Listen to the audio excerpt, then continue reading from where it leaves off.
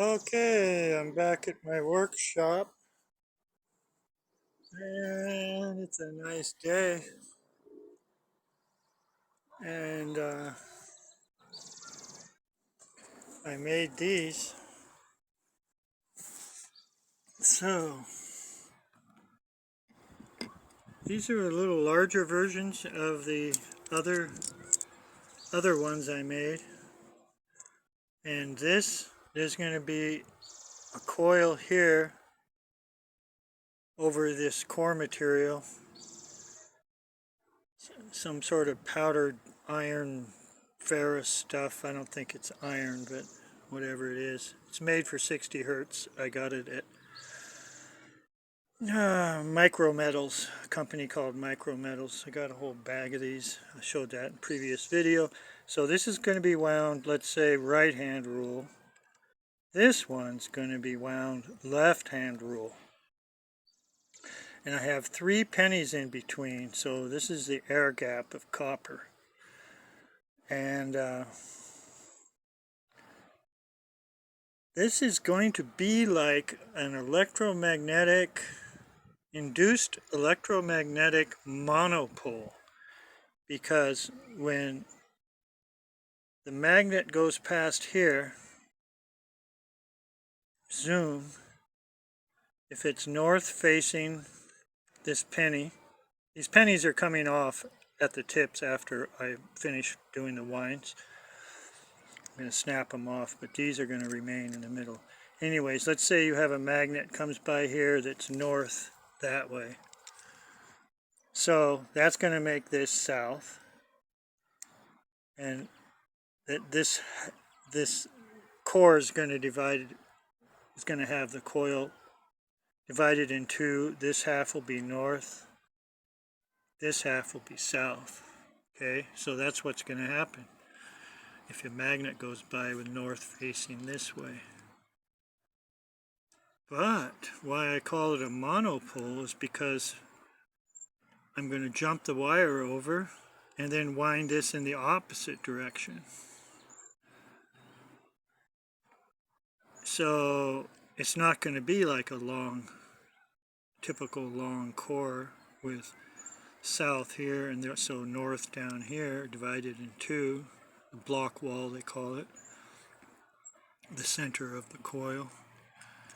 But this is going to, because it's in the opposite wind, it's going to have, if a north comes down here, again, it's going to be south and north, and it's going to be north here.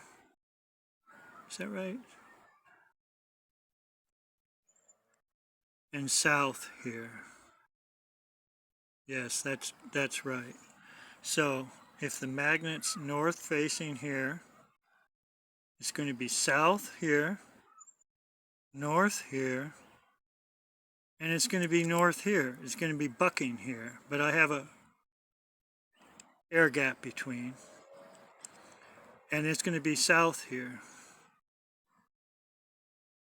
So essentially the coil is going to be south on one end and south on the other, a monopole, you could call it, induced electromagnetic monopole. So, and the way my generator is going to work is first this hits it with a north this way, and then 180 degrees after, I guess you could call it that, this one gets hit by a north. So it's going north, pause, north, pause, north, pause, north, pause. So it's creating an AC in the coils.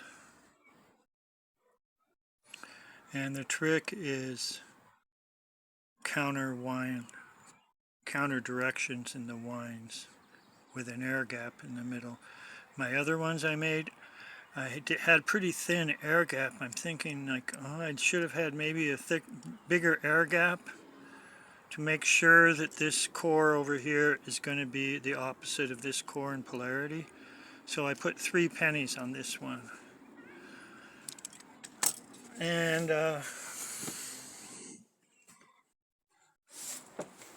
go up here.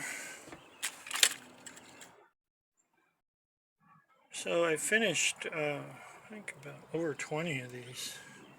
I got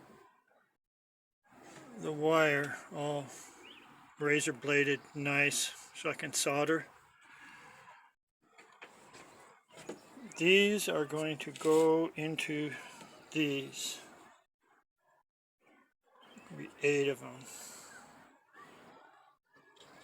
And I have a solder plate with 16 holes too, so I need to wind a few more and I can have an 8 and a 16. And these are going to be black sand inside. It's going to be the classical Bill Muller style generator.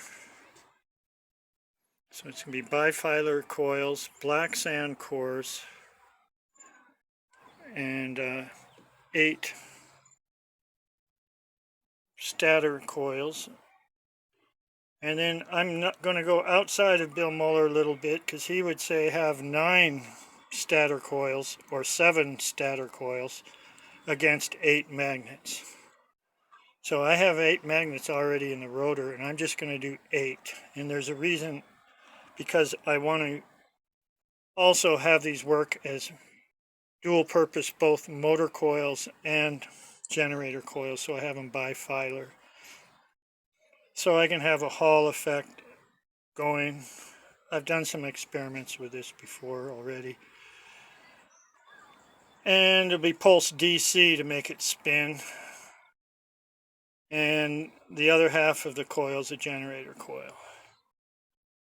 And I can just have it sort of a DC pulse assist also.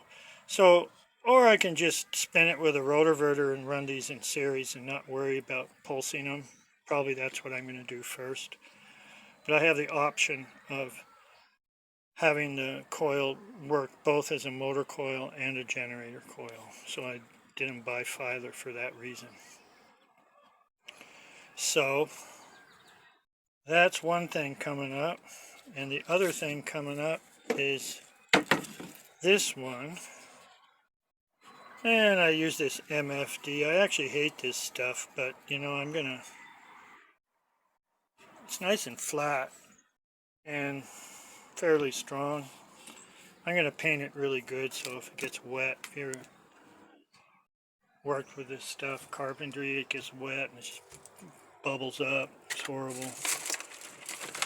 I don't like the dust, but I got it anyway. So these are gonna be going in here. 8 of them against 8 magnets. And so this is the first version of what I'm doing here. These are going to be longer. These are only, I don't know, an inch and something, not very long. And with these I also cut these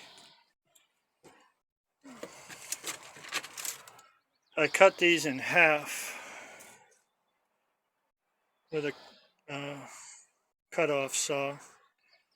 So the cores inside are only half this distance. Well, I did full length, 2 of these full length on this one. And now these I've already wound the coils. One coil's left-hand rule, one coil's right-hand rule. For the air gap, it's only, I cut off this, made a little washer. It's only the thickness of this washer right here. So I was thinking, maybe I should have made more air gap. So this one I made 3 penny air gap. And so there's 8 wires coming out of here. I have bifilar series 18, bifilar series 18. So that takes up 4 wires. And then there's 2 separate coils in it, comes to 8 wires. So I don't know what's going to work. Maybe this one will work really good. Maybe this one won't work really good. Maybe this one will work really good. Maybe this one won't work really good. Maybe they won't work at all and they'll just cancel out. But I don't think so. I don't think so. I think it's going to work really good. So, let's see, when I was hiking yesterday, or my wife and I kind of just hung out at the base a little bit and did a little fake hike. Just took a video, and then so I was winding coils down there. So I got, I think, 22 coils here. So that's about it for the day's